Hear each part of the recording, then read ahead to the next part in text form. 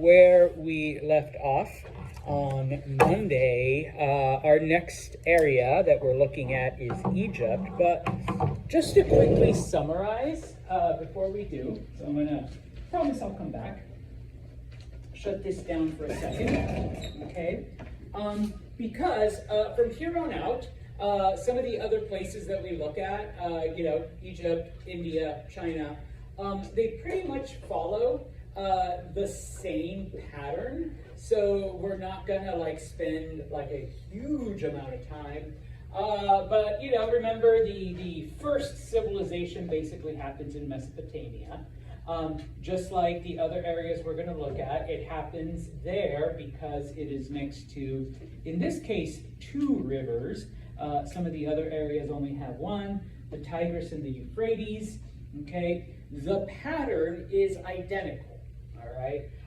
Once people stop being hunter-gatherers, they settle down, they develop agriculture. We see more food, which leads to more people, which leads to more food, which leads to more people, and the cycle just builds.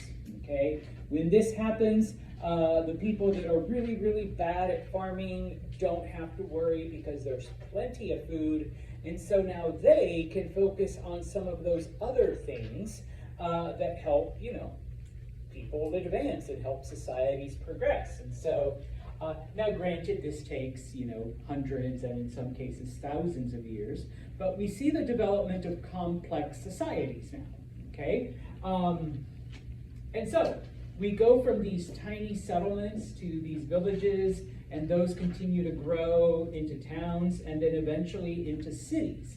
Now, I do, put red lines under cities because those are the ones that kind of last the longest. And when we look at some other areas outside of these 4, you'll see that in some places, mainly ancient Greece, they never went past the city stage. They were like individual cities that governed themselves. Okay, but we're talking about this. So over time, we see these cities uniting. I put countries in quotes, but they were actually kingdoms. They were ruled over by a king. The 2 that developed from Mesopotamia are Sumer in the south and Akkad in the center. Okay, if it helps you to remember, Sumer, south. All right, 2 S's. All right, and then eventually the entire area though is taken over by Akkad. All right, now. We also talked about some of the technology and the advancements that happen in Mesopotamia. And obviously this is important because, it's part of this whole, not everyone needs to be a farmer. So, Amanda can focus on inventing the wheel. All right, because, Amanda's good at wheel making, engineering, I don't know, whatever that could be. Okay, good job. All right, so some of the inventions that we get from the Mesopotamians, all right, as I already mentioned, the wheel. They were the ones that came up with the wheel. They're the ones that start working with different metals and shaping them into things. But especially, what metal do they discover? Or in this case, what alloy? Bronze, yes. Okay, thanks to their playing around with stuff. You do need to know the recipe. What's the recipe? Copper and tin. Okay. Obviously, they are the inventors of writing, or at the very least, they are the first society to develop a written language. All right. I can never spell cuneiform right, but as long as I can tell what you're telling, you do need to know it's called cuneiform. All right, Mesopotamian writing. And even though it's not like technology, all right, I put commerce there because obviously, if you recall, Mesopotamia had food, but that's kind of all they had. All right, and so in order to get all of these other materials that they needed to, invent all of this, they had to trade with other people. And so they basically had to come up with a system where I can come to, don't tell me it's like the singer Ariana, and, like she has, jewels, I have wheat, how can we do business here? Okay, and so it's the Mesopotamians that come up with that idea. All right, now it's not in your textbook. I put their time with a question mark because it is the Mesopotamians, specifically the Sumerians, that came up with a concept of how to keep track of time. Okay? They were the first to notice and realize that it takes the moon a certain number of days to go from one point all the way around and back to that same point. Okay, and it goes through, the full moon, the waxing crescent, that give us, new moon, and then, the other direction. Okay, now, if you don't know, that's fine, or if you do know, shout it out. Okay, does anyone know how long it takes the moon to orbit the Earth? Okay, not exactly a month. Oh, this is fun. 28 days. The Sumerians were the first to realize this, all right, that it's a 28-day cycle, okay? We call that a lunar month, all right? Now, this is the fascinating thing for me. There's a lot of things in nature that are guided by a 28-day cycle, okay? Whether it's crops, farms, people, hormones, that's why when people go, oh, it's a full moon, all the crazies are. There is certain logic to the fact that things are regulated on a 28-day cycle.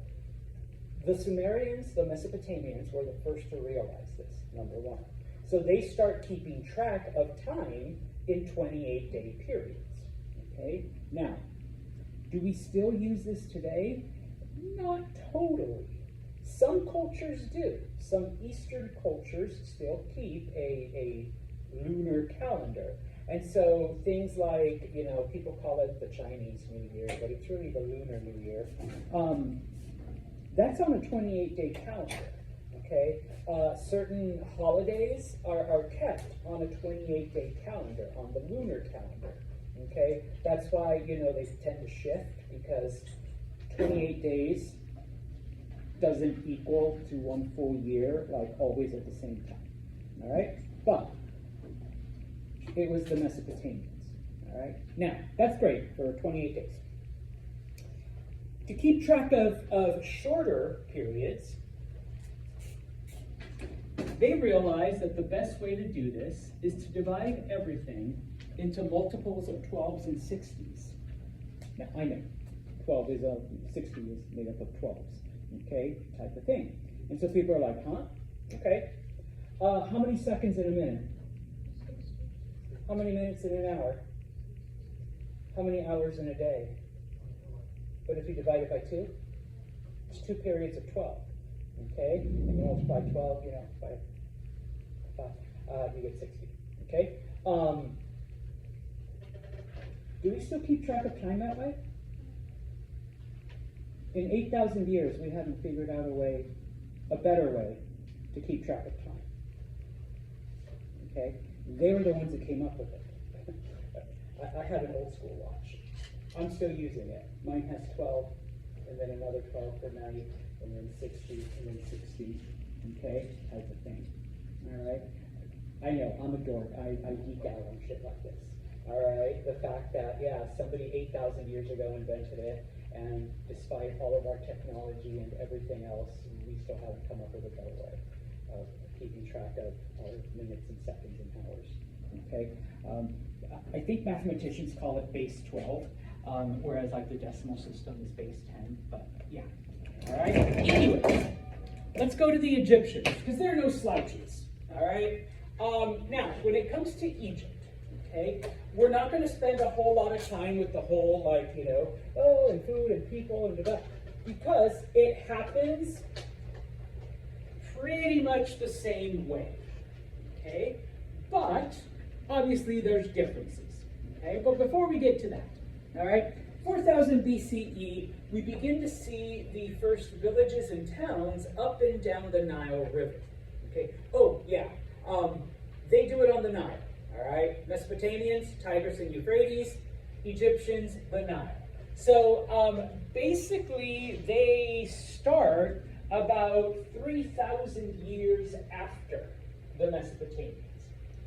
Despite that, though, by the year 3100, by 3100 BCE, we have a country. We have the Kingdom of Egypt. All right? It only takes them 900 years to come together. All right? And I say only, I know, Sanchez, that's like a long-ass time. Yeah, but it took the Mesopotamians thousands of years to, and even then they formed two separate countries, and it was the Akkadians that had to conquer the whole thing. All right? The Egyptians did it much, much, much quicker. Okay? There's reasons why. All right? We'll get into that in like 3 minutes. All right? So, but everything else, like I said, pretty similar to Mesopotamia. All right? So we're not going to spend a lot of time there. All right? But what were the differences? Okay? Number one, the Tigris and the Euphrates would flood at random times and would cause all kinds of destruction. And so if you recall, Mesopotamian religion focused on keeping the different gods happy. Okay? And, you know, they never knew what was going to happen. They never knew, you know, if their crop would be destroyed or if they would be killed or anything like that. The Nile River, on the other hand, actually followed a pattern. And over time, the Egyptians were able to predict when the Nile would flood, how long, you know, it would be like whatever, when the waters would recede. And so they began to plan their lives around, you know, the seasons of the Nile. They knew, oh, you know what, we're about 2 moons away from when the Nile's going to flood, so let's start collecting our things, let's start building up walls around the river, let's start moving people to safety. And when the Nile flooded, they're like, okay, we've got about 3 sunups and sundowns until the waters are back so that we can return home and continue with our lives. Okay? And so because of that, the Egyptians were able to plan, you know, their daily lives and their longer term, you know, on a much more regular rhythm. Now, did the Nile sometimes surprise them? Yeah. Maybe it would flood earlier than expected. Or maybe it wouldn't flood at all. Or maybe there was too much rain one year. Or maybe not enough. Okay? But for the most part, the Nile kept a regular rhythm. And the Egyptians learned to predict it and to kind of organize their lives around it. Okay? So to them, it wasn't, pardon my Egyptian, those asshole gods, you know, trying to kill us and we never know what's coming next and we have to keep them happy. It was like, okay, hey, you know what? The leaves are turning yellow. We've got about 1 more moon cycle before we have to start preparing to kind of like, you know, move things away and build up the walls and maybe build a canal or 2 so that, you know, we don't die, type of thing. Okay? Now, another reason for stuff like this and for Egypt becoming a kingdom like thousands of years before, you know, Sumer and Akkad and the other parts of Mesopotamia was geography. I'll show you a map in a minute, just for you, Nikoi. All right? Geography forced the different Egyptian cities to unite. Okay? To the north of Egypt is the Mediterranean. Okay? Back then, they really didn't have reliable boats. Like, it was more like rafts. And while that was fine for the slow, easy Nile, okay, going out into the ocean, all right, we're not doing it. So the Egyptians had nowhere to go to the north. To the west is the Sahara Desert, okay? Probably one of the most dangerous, driest, you know, foreboding areas on the planet. They're not going to get very far, okay? Now, to the east, there is desert, but there were other societies. You know, there was we'll talk about the ancient Israelites. We'll talk about, you know, we've already mentioned the Mesopotamians. We'll talk about a couple other ones. So, yeah, they could have that contact, but it was very limited, okay? And then finally, you may not be aware of this, but if you go down the Nile far enough into Africa, eventually you hit waterfalls, okay? There's actually a series of 5, all right? They make Niagara look like a kiddie pool, all right? They are big, they are tall, they are imposing, and once you get past the first one, now you gotta deal with the second. And once you get past that second one, you're in the middle of the jungle, and there's a pharaoh. And by that point, they're like, once again, pardon my Egyptian, fuck this shit, we're going back. All right, so they really had nowhere to go. All right, unlike the Mesopotamians who went out, just followed the Tigris and the Euphrates and went into Turkey and Lebanon and Iran and began to trade and, were separate. Egyptian society comes together after just 900 years, okay? Here's the map, okay? The purple is what became ancient Egypt, Egyptian society, okay? And the various cities, okay? And yeah, everything was built within like 5 miles of the Nile River, okay? Desert, where you could hope to die. All right? Ocean, where you don't know what's going on and you don't really have any kind of boats. Okay? Egyptian society literally stopped at the first waterfall. It's called a cataract, but that's just the fancy word for waterfall. Okay? It stops at the first one. But if you keep going, there's a second one, and then a third one, and then a fourth one, and then a fifth one. Okay, so the Egyptians are just like, well, we're not going past this. That's bullshit. We're just staying here. Okay, and yeah, like I said, they do have contact with some of these areas, but it's nothing like what the Mesopotamians did. Okay, now, just because I like maps and some students pick up on this, all right, if you look, all right, you will notice that down here it says Upper Egypt, and up here it says Lower Egypt. And people are sometimes like, Mr. Santos, is that a misprint? Did you buy like a stupid map? Because shouldn't it be up? Okay, when it comes to maps, and especially when it comes to rivers, okay, we refer to the upper part where the river starts, and the lower part where the river ends, okay? Here's a little bit of trivia for you, if it helps you win bar night, or trivia night at the bar. Just give me credit, okay? Almost every river on the planet flows from north to south or east-west, west-east, okay? Now, sometimes there's curves in it, okay? But that's true for just about every river on the planet except for the Nile. The Nile is the only one that goes from south to north. Okay, it's a weird one. South to north? Yeah, every other river goes north to south, or east to west, west to east, or northwest to southeast, or southeast to northwest. The Nile is the only one that goes like that. So it's going up. Water going up. Yeah. So that's why the beginning of the Nile is Upper Egypt. The end of the Nile is Lower Egypt. Okay. If you look at a river like the Mississippi, the upper Mississippi is like Minnesota, Illinois, Iowa, okay? The lower Mississippi is Arkansas, Louisiana, because it goes like that. The only other river that kind of sort of comes close is the St. Lawrence, because it goes like this, but it's not directly north-south. It's kind of like that, okay?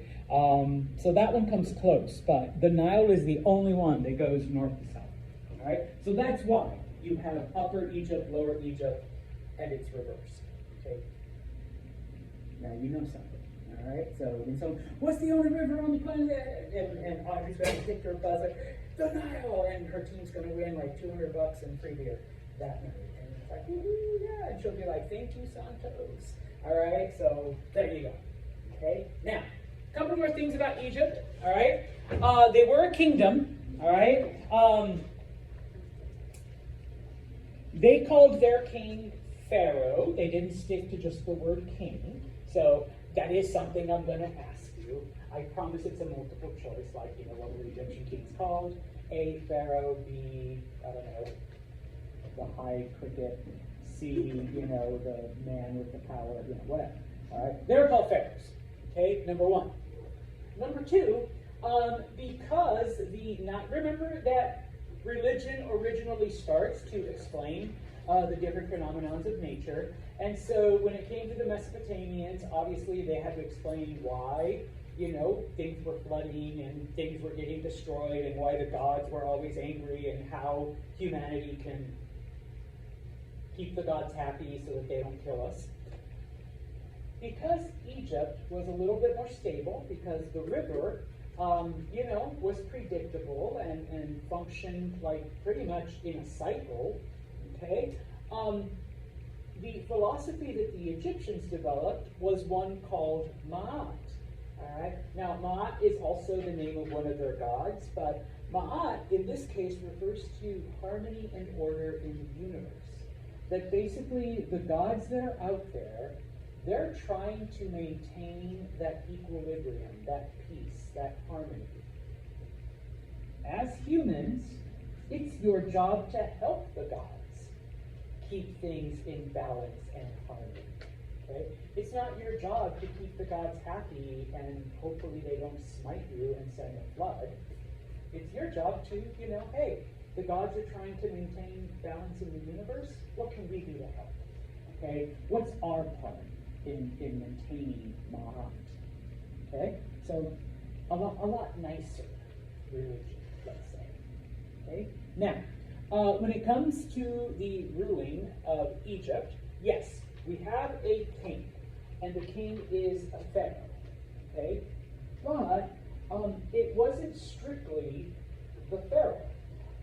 Egypt was ruled by what we call dynasties or families. Okay, so even though we do have the pharaoh here, okay, and under a normal monarchy, maybe it goes to the firstborn son and then the firstborn son.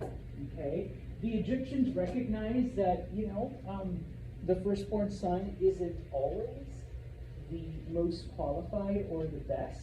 And so because we have a family ruling, we pass it to the most qualified male, which may be the oldest son, maybe it's the second son, maybe it's cousin Bob, okay, or Uncle Joe, and that becomes the next pharaoh. But as long as it stays within the family, we're good, okay?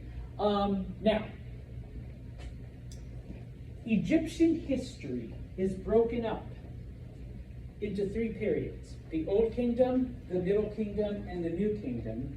In this chapter, we're only going to look at the Old Kingdom. We'll look at the Middle and the New Kingdom, I think in like chapter 4, I want to say, maybe chapter 5, okay? But the Old Kingdom started like 3000 BCE, more or less. The New Kingdom ends when Alexander the Great conquers Egypt. Okay, so Egyptian history spans over thousands upon thousands of years. And if you've ever read the thing or seen the meme or whatever, that Cleopatra, who was over here, actually lived closer to us in time than to the building of the pyramids, which happened at the beginning of the Old Kingdom. It's true. Cleopatra to us is only 2,000 years. Cleopatra to the building of the first pyramids is almost 3,000 years. So she's actually 1,000 years closer to us than to the building of the pyramids. Okay, and she lived 2,000 years ago. All right, type of thing. So yeah, Egyptian history spans over a huge period of time, and in those almost 3,000 years, there were 31 different dynasties or 31 different families that ruled over Egypt. Okay? Because we have the family, and maybe they become bad rulers, or maybe they can't decide who's going to be the next pharaoh, because Pharaoh Amanda didn't have any boys. Sorry, ladies, it always went to the son. And so now the family's fighting over, okay, my husband or my husband or my husband, and in comes another family who's very powerful and very wealthy and basically overthrows them, like kills them all off, and so now we have a new family that's in charge of Egypt. Well, that happens 31 different times. Okay? Or sometimes, we get children from two families marrying, and since there's no boys here, then the son, from the distant cousin over here that married into the family now becomes the new pharaoh. All right? So the Old Kingdom, all right? And some of the dates that we recognize it as, all right? Even though Egypt is united in 3100, it doesn't become officially, until around 2700 BCE, number one. Like I said, it is during the beginning of the Old Kingdom that the pyramids are built, okay? You see pictures of the pyramids, or, if you're lucky enough to go to Egypt and see them in person, those things are about 5,000 years old, all right? They've been around for that long, okay? The Great Pyramid of Giza, the biggest one that's there, it took two families to build it. Like, it was literally under construction for a couple hundred years, all right? The third and fourth dynasty. I don't believe any of the conspiracies. I don't believe any of the weird shit that you might read out there or, on the internet or whatever. It wasn't aliens. It wasn't, future people, okay? The pyramids weren't built to guide the stars. It wasn't like toes of giants that were buried in the sand. Trust me, I've heard all kinds of weird stuff, all right? They weren't post offices. I even read that once. Pyramids were royal tombs. Okay, they were tombs for the pharaohs and their families. Okay, and it was where all of the pharaohs' possessions were kept. Okay, we'll talk about why in a minute. Okay, but that's it. Okay. When you died, and if you were a pharaoh or related to the pharaoh, you were put in a pyramid. Okay? If you were an average person, you were basically just put in a big ditch. You were still mummified, but you were just put in a big common ditch. Right? Unless you were the servant of a pharaoh, and the pharaoh really, really liked you, and the pharaoh wanted you, even after death. So you'd be killed, mummified, and put in the pyramid with the pharaoh to be his servant in the next life. Okay? But otherwise, it was a tomb for the royalty. That's it. All right? Now, later on, some of the newer pyramids that were built like in the Middle Kingdom and early New Kingdom, it was just like really, really rich Egyptians that could afford to build their own pyramids. But otherwise, it was a royal tomb, number one. Number two, Egyptians are polytheistic. What does polytheistic mean? Many gods. Okay? Remember, pretty much every society back then was a polytheistic society. Okay? And so because of this, you end up having lots of priests, lots of temples, lots of rituals, lots of, all kinds of stuff. Okay? Now, the Egyptians, in addition to numerous gods, also had goddesses, all right? And unlike some other societies, it was women that ministered and preached the word of the goddesses. So ladies, there was a little bit more freedom for you in Egypt if you decided to dedicate your life to one of the goddesses, all right? So you didn't have to get married, didn't have to cook, clean, have babies, and all of that stuff, all right? Because you were now the priestess of whomever, okay? So that was one way to escape, the traditional whatever, okay? As I already mentioned, all right, it was the gods' role to try to maintain order and harmony and balance in the universe. And you as humans, it was your job to help the gods with this, okay, by doing your part to maintain peace and harmony and order and truth, all right, in life, okay? Now, when it came to the pharaohs, once again, and religion, in Mesopotamia, all right, the kings and the priests were like this because the priests told the people that the king was chosen by the gods, and of course the king told the people that they had to listen to the priests, and they protected the priests and did all that. In Egypt, they took it one step further, okay? The pharaoh isn't just chosen by one of the gods. The pharaoh is a literal god. In this case, they believed that all the pharaohs were descended from the sun god. That somewhere back in time, the sun god mated with one of Amanda's ancestors, and now they're the ruling family because they have part sun god DNA in them. Okay?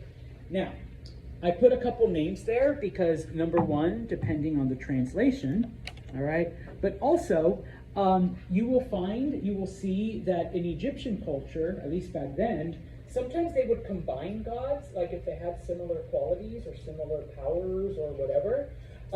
So sometimes he's called Re, sometimes Ammon, sometimes Ammon-Re, sometimes Ra, okay? This is my sun god bookmark. A student actually got they were like, I saw this and I thought of you, Mr. Santos, here you go. And I'm like, well, thank you. Like, I keep it and, it's hanging in my office usually. But yeah, okay, this is the Egyptian sun god, okay? I love that, okay? He's out today, doing good things, all right? But Egyptians believed that if you were the pharaoh, okay, then this is great, all right? So you're part God as well, okay? Those are the pyramids at Giza, okay? Like I said, about 5,000 years old. The Great Pyramid is this one. It's got like parts of it are falling off, of course. It's 5,000 years old. What do you expect? All right. Do you have to travel through the middle of the desert and all of this and maybe, hitch a ride on a camel? Not really, because Giza is actually in downtown Cairo today. All right, so yeah, there's about 2 or 3 square miles that are preserved as just desert, but the rest of it is the city of Cairo. All right, so go to Cairo, find a hotel, be like, hey, I want to go to the pyramids. All right, there's a couple entrances, there's a couple gates where they let you in, you buy a ticket and you go in, and you could either rent camels, like you could literally ride a camel out there, or usually a jeep will take you out there, and then you can wander around and do your pyramid thing. Now, you see these, and then this one. This is the Great Pyramid, all right? It's all forced perspective, okay? The person who took the picture was actually standing right here, looking that way, all right? So even though they look like they're on top of each other, they're actually pretty far spread away.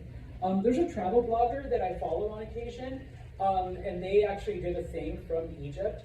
Somewhere near one of these walls, there's a Kentucky Fried Chicken, there's a KFC, and she's like, if you actually just want to look at the pyramids, you don't actually want to pay to go in and, do the whole thing. Just go to this KFC, order something to eat. They have on the top of the building like a terrace where you can sit. They've got tables and everything. And you could just enjoy your chicken strips and fries and watch the sunset over the pyramids. And it's kind of like, whoa. Okay, I don't think the pharaohs ever imagined that someone would be eating like a chicken sandwich while staring at the pyramids, but there you go. Okay. Anyone here been to Egypt? I always ask. No? Yeah, it's on my bucket list to go. I'll get there, maybe next summer. Okay? Now, a little bit about Egyptian religion. I'm not going to ask you to remember all the gods. Trust me, even I don't remember them. When I took a similar, it was an Egypt class. Yeah, I remembered them for the test and then whatever. But two of the most important gods, besides Ra, besides the sun god, because that's where the pharaoh comes from. Osiris, who was the god of vegetation. So if you wanted your crops to grow, if you wanted to have a bountiful harvest, that's who you prayed to. That's who you acknowledged. That's who you gave sacrifices to. And then, of course, there's Isis. Isis was the earth goddess. One of the things that I've always found fascinating is how in just about every culture, there is a Mother Earth goddess, nature goddess, something like that goddess, okay? And it doesn't matter, all right? Even, like I said, even in English, we say, oh, it's Mother Nature, okay? Type of thing. We always seem to acknowledge that, all right? Now, one of the core Egyptian beliefs, and it was different from the Mesopotamians, okay? Mesopotamians believed that when you were dead, like that's it. It just ended. You went back to the dust of the earth or whatever, which is why many ancient cultures, including the ancient Greeks, would just burn the bodies of the dead, okay? Because you're dead, you're gone, just burn it, okay? Get rid of it, okay? Well, remember, religion starts off as a way to explain nature, and in this case, the Egyptians, as they observe nature, they know that the Nile goes through a period of whatever, and then the Nile floods and destroys a couple things, but then the Nile recedes. And now the Egyptians know that they have about 6 months before we get heavy rains, and then the Nile floods, but then it's a couple weeks, and then the Nile recedes, and then the cycle starts all over again. And then we go through that same period. And so they applied that logic to everything, okay? Everything is a cycle. They saw time as cyclical. Everything will repeat itself because we're watching the river and nature, and that's what it does, okay? There's a little variation every now and then, but for the most part, we can count on everything just repeating itself in a circle. And so, because of that, the Egyptians believed that when you die, it is not the end, okay? That there is, in fact, an afterlife. Because they saw it in nature when the river floods and destroys stuff, but then the river recedes and things grow back again. So why wouldn't it be the same with our bodies, with our lives? Once we die, we come back, okay? And so, if there is an afterlife, you're going to need your body. So, let's preserve it, okay? You're going to need all your shit. So, your couch, your kitchen equipment, your favorite clothes, your money, okay? How are you going to buy stuff in the afterlife if you don't got no money, all right? So you're going to need all of that. Thanks, Leah, your favorite servant, okay? Who's going to go get me my sandwiches at, wherever, okay? Your pets, all right? So, you mummified your cat or your dog or whatever, okay? And so, because of this, all right, Egyptians would preserve a person's body and their things so that when they awoke in the afterlife, all right, let's go. Yeah, we got all our stuff. Yep, let's move it. Okay? Now, that was all in the pyramids. Okay? What about the average people? What about the regular people? They were also mummified. Okay? But like I said, they were put in just, like a communal grave in a big pit. Okay? Because they would also need their bodies. I mean, you are already poor in this life, so you don't got money in the next life. But you still need your body. Okay? Now, all of that was kind of conjecture for the longest time because obviously all we ever find are the pyramids and all we ever find are like the royalty and the rich people. But back in it was 2018 or 2019, it was literally right before COVID. In Cairo, they were trying to expand one of the subways so that it would go into a different part of the city. And as they were digging, they find this pit with about 300 mummies. And they're like, what? WTF? What is this? And as they start excavating and as they start pulling them out, they realized that they had found a common grave where the mummified remains of just the average people, the ones that didn't get pyramids, that's where they were put. Very few of them are still around because obviously the desert and everything that's happened and things decompose, but somehow this one had managed to stay preserved for thousands of years. And so now they're like, okay, now we really have evidence. Before we just kind of, from different hints, we pieced it together, but now we have this, that, the common people were also mummified, but they were just thrown in these common pits. Okay? Now, the Egyptians also invented a form of writing. Once again, the Mesopotamians were first, but that's not to say that the Egyptians didn't do it as well. Now, for the longest time, for thousands of years, even when I was still in college, we only knew about hieroglyphics, and that's what everybody called it. And it's like, oh yeah, Egyptians, hieroglyphics. All right, you find hieroglyphics. All right, hieroglyphics. The reason why, though, is because that's what we found on the pyramid walls. Okay, and hieroglyphics were only used, number one, in religious ceremonies, and number two, for royalty. Remember, who's buried in the pyramids? Royalty, the pharaohs. Okay? So for thousands of years, we thought that was the only form of writing. It wasn't until we started finding these other graves, and especially the one that was found in Cairo, that we realized that ancient Egyptians also used a form of writing called hieratic. That was used for everything else. Okay? So, religion and royalty, hieroglyphic, hieratic for everything else. Okay? So the people that were buried in that common grave had hieratic markings. Okay? And so yeah, we're still learning more and more things about the ancient Egyptians. Now, if you fast forward to the New Kingdom, at some point, Egyptians were like, why the fuck do we have two separate forms of writing? I mean, it's just confusing, and so they developed something called Demotic, which basically just combined the two. And they were like, no, we only need one form of writing. All right, that's fine. Okay. Now, what are hieroglyphics or hieratic or Demotic? Okay. Well, very, very similar to cuneiform in that you had pictures that represented sounds. When you put those pictures together, you're combining sounds and getting some kind of word, number one. Number two, some of the pictures represented ideas, okay? And I think I used this last time, all right? This is a coffee cup, all right? Put a little saucer here, okay? And then I'll do a happy face, okay? If I send Rory here a happy face emoji, what emotion or what thought am I conveying?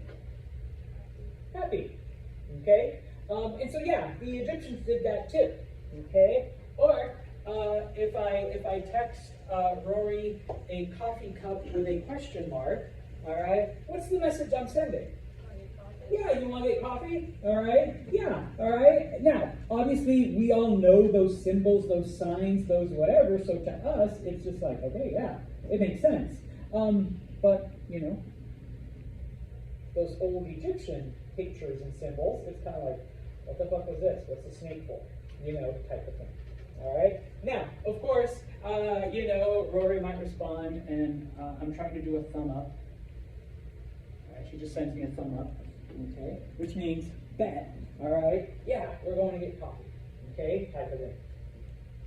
Yes, I know there's like 20 fingers. Okay, but if you can draw a better thumb, get up there. Okay, now, so that's Egyptian writing, number one. Number two, unlike the Mesopotamians, okay, the Egyptians were the first to come up with, and this is a reproduction of papyrus. It is an early type of paper. I bought this at a museum, and it does have the alphabet, okay? So, you know, before we had this, okay, the Egyptians came up with this, all right? And, of course, instead of having little things to chisel and let it harden, okay, they found either reeds from the rivers and marshes, or later on feathers from animals, dipped it in ink, and would use that to write with. Okay, so that was different. All right, so you have another P word to remember: papyrus. Okay, now for the longest time, once people started discovering, like, you know, Egyptian stuff, like in the 16 and 1700s, people were like, oh my God, cute pictures. Yeah, what were they trying to, you know? I'm sure in some future time, someone's going to be like, why does Rory have a picture of a cup with lines? You know, nobody knows what that means, type of thing. Okay? Well, fast forward to the year 1799, a man named Napoleon conquers Egypt and finds a big slab of rock called the Rosetta Stone. Okay? What is the Rosetta Stone? It had Greek symbols on one part, and then it had these funny pictures on another part. And after studying it for a while, scholars realized that it was a translation matrix. Okay? The Greek letters corresponded to this. And so from that point, they were then able to start translating and reading everything that they had found. Okay, so it was like this huge discovery. All right. Today we think of Rosetta Stone as like a language learning app, but that's where they get the name, because that's the original app, a giant piece of rock that had, you know, letters in technically 3 different languages. Okay. Now,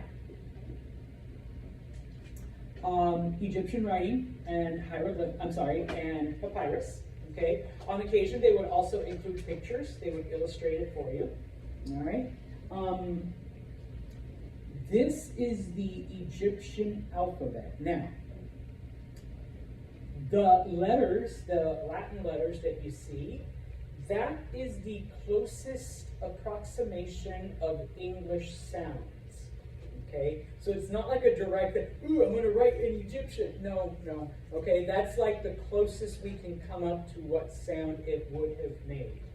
Okay, so this bird-looking thing was kind of a ah sound. Okay, where is the snake? I see this. Oh, no, this looks more like a slug. But let's say the slug. All right, that was a sound.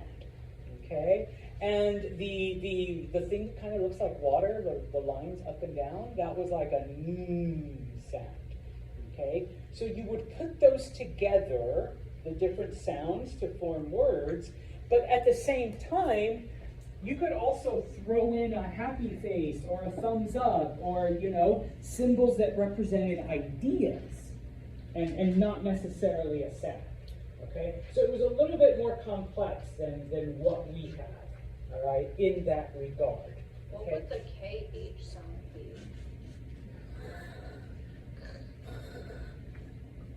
It's rough. I always thought this was funny because, you know, I don't know what that emoji means, whether I'm thanking you or I'm praying for you, but Egyptians had something similar. You just turn it on the side. Okay? Yeah, you know, there's this emoji, right? Yeah. Anyways, okay? Now, I have not been to Egypt, but I have been to London. And in London, there is the British Museum. This is where all the shit that the Brits stole for hundreds of years, that's where they have it. Okay? I went with my kids. And the first thing Santos wanted to see was the original translation. That's the Rosetta Stone. Okay? It's behind 8 inches of bulletproof glass. Okay? But I tried to get as much of it as I could. This part is Greek. This part is hieroglyphic. This part that's kind of missing is the hieratic. Okay? So you actually have it in the 2 Egyptian languages and then you know? And so once people started figuring that out, it's like, oh my gosh, we can now read it, okay? This is my head. I know that because I know my hairstyle when I'm not bald, okay? So yeah, once I saw that, then I was like, okay, I'm happy. But then I'm like, okay, I teach history, so this is what mummies really look like, okay? If you're thinking of like horror movies wrapped in toilet paper going, no, okay?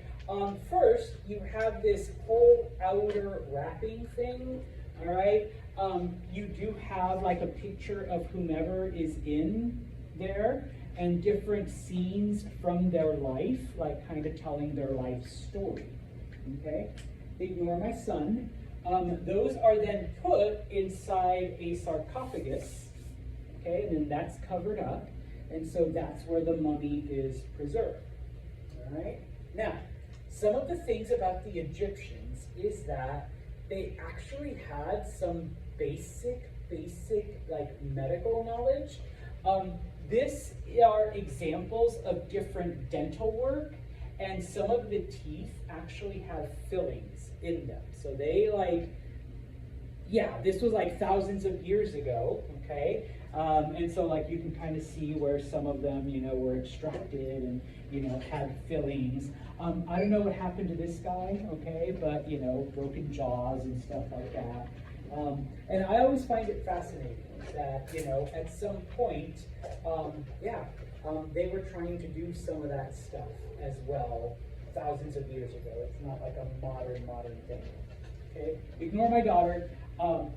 Examples of hieroglyphics. So like there's the bird, there's an owl, there's one of that circular thing. I know I saw the slug somewhere, okay? Oh, and when it came to hieroglyphics or, you know, hieratic, it went from top to bottom, okay? So it wasn't like the way we read or even the way some Asian languages go, top to bottom. That's how it was read, okay? And of course, they also included illustrations, okay? Oh, what god is this?